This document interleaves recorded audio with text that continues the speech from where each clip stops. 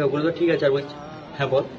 হ্যাঁ মানে বলছি তোর মানে এখন রিসেন্ট যাকে তো ভালোবাসিস, মানে ট্রু লাভ তোর আর কি, ওয়ান সাইডের লাভটা।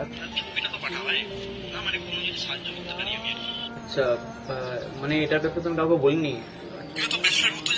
খালি হ্যাঁ, আমার বেস্ট ফ্রেন্ডই জানে খালি। মানে তো ভাই ওকে ছবিটা দেখি পাঠাবে। আচ্ছা ঠিক আছে, আমি তোকে পাঠাচ্ছি, কিন্তু তুই কিন্তু কাউকে বলবি না, কাউকে দেখাবি না ছবিটা, ঠিক আছে? হ্যাঁ, আমি তোকে হোয়াটসঅ্যাপ করছি।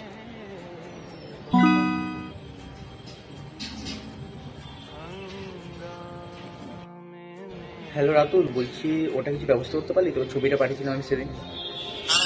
ও, আসলে আমি ভাবছি অনেকদিন তো হয়ে গেলো, এবার না আমার ওকে বলে দেওয়া উচিত। আর আমার মানে ও কিছু কিছু বুঝতে নিশ্চয় পারছে। বাদ দে, তোরও তো গার্লফ্রেন্ড হচ্ছে দেখছি, ফেস হাইড করে সেটা দিচ্ছিস। আর দেখ, আমি আমার গার্লফ্রেন্ডের ছবি তোকে পাঠিয়েছিলাম, তুই হ্যাঁ ওয়ান সাইডের লাভ। তো যাই হোক, তুইও তো ছবিটা পাঠা তোর গার্লফ্রেন্ডের। ভাই কি বলতো, আসলে না ও না আমাকে পিটিয়েছে কাউকে না জানানোর জন্য, নাহলে আমি সবার আগে তোকেই বলতাম। ঠিক আছে, ওকে ভাই, রাখ। হ্যাঁ তো বল। এই মাত্র আমার স্নেহার একটা ফ্রেন্ডের সাথে কথা হলো। রাতুল কি কোনোভাবে স্নেহার ব্যাপারে জানতো? আমি কিছু বছর আগে ওর ছবি পাঠিয়েছিলাম, মানে ও দেখতে চাইছিল আর কি।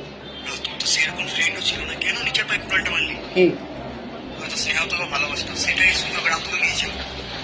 হ্যাঁ, হ্যাঁ, তুই নাকি আমাদের ফ্রেন্ড সার্কেলের মধ্যে স্নেহা নিয়ে খারাপ কথা বলে বেড়াচ্ছিস, এটাই রাতুল ওকে বলেছে। ও এরকম গাদ্দারিটা করলো?